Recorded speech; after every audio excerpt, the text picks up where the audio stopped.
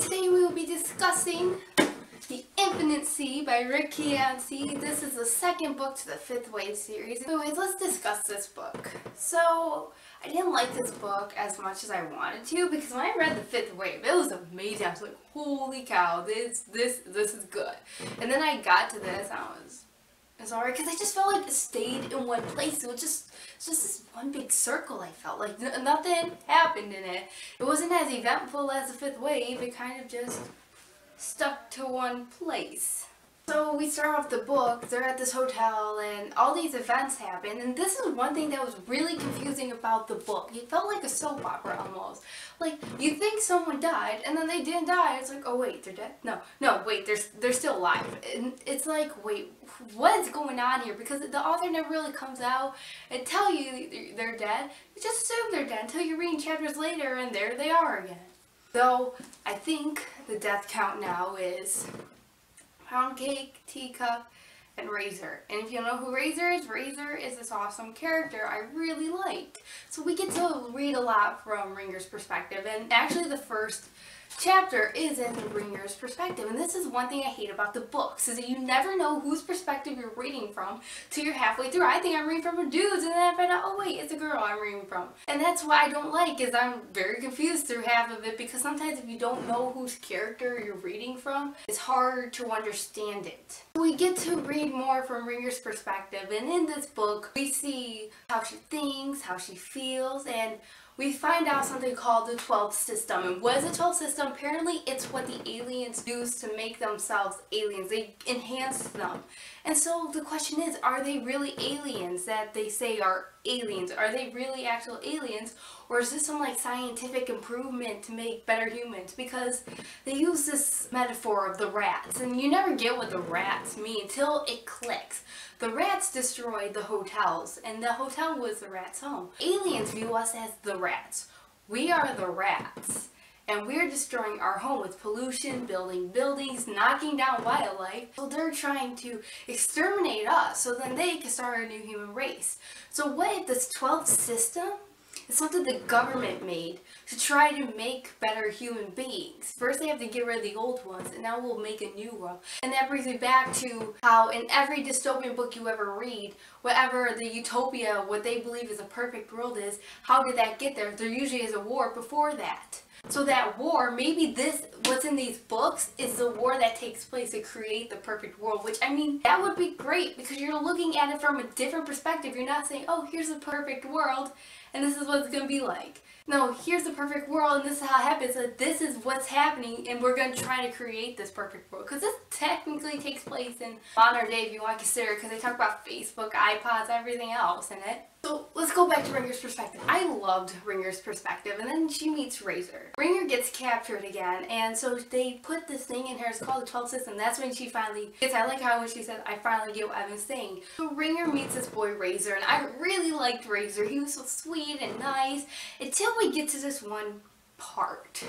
He basically betrays Ringer, and I'm ticked, okay? Because I mean, here's this great guy. I'm thinking, oh my gosh, she finally found someone she likes and she loves, someone who she doesn't have to keep her guard up or her walls, and then he betrays her. I was so sad. I wanted to cry. And then, so she's back in the custody of the aliens again, and he talked to her and he's like, I want you to go now.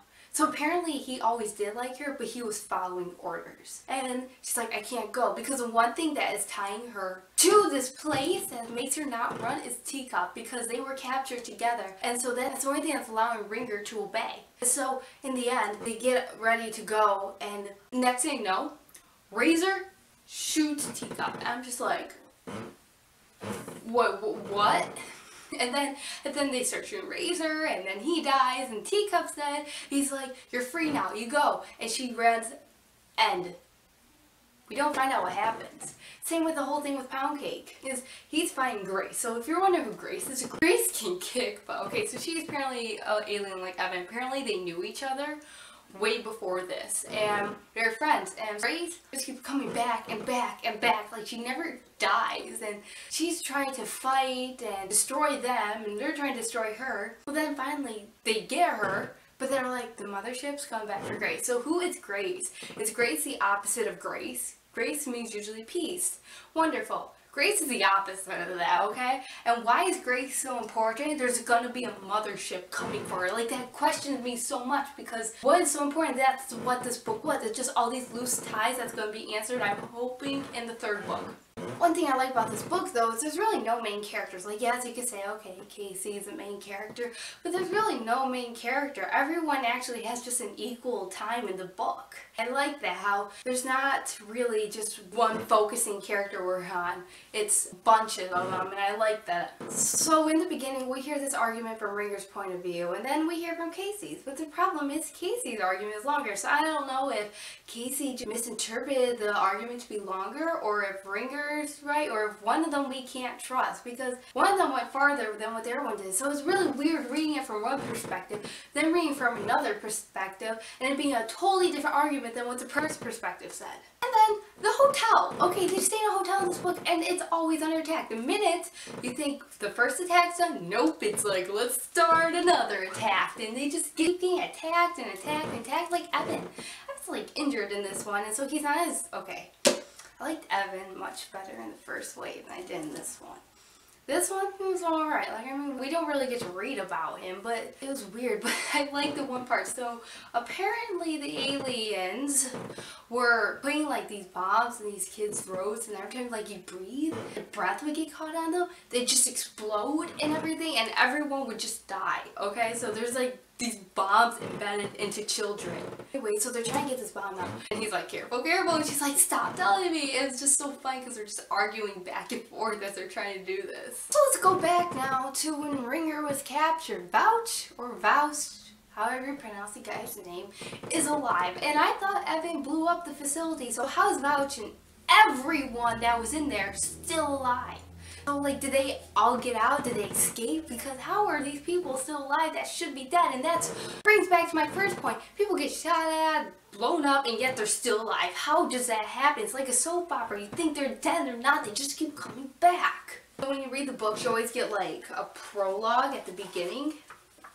And you never really get what it says. It's just like the snippet of an image. And you don't get the point of it until you read later on. And I like that because here you read about this kid and he's basically a human bomb and you're like, wait, what happened? It's like, I'm so sad. And then you find out it's Pound Cake's brother. I'm like, whoa, wait, what? And I felt bad for Pound Cake, especially when we read from his POV. Basically, the disease that killed off most of Americans, like, caused you to forget and be, like, rude and stuff and misinterpret things. And that's what happened to Pound Cake's mother. And it's so sad when he basically blames him for the death of his brother. And I cried. It was so sad.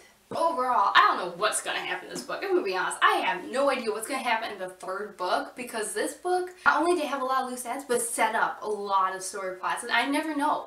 This book, I felt was just like an in-between. Like, nothing really happened in it. If you read the book, you know what I mean. This one book just felt like a big circle. Just end where we are. And that's my opinion on this book. I'd probably give it maybe a 3 out of 5 stars because I'll admit, it wasn't my favorite. It kind of took me a really long time to read. I still like Evan, okay? Evan and Casey are my favorite characters. So I'm hoping to read more from their perspective in the next book. And thank you for watching. Please share in the comments what you thought of this book. What would you rate it? Who are your favorite characters? How do you think he's going to end the last book? Thank you for watching. Bye!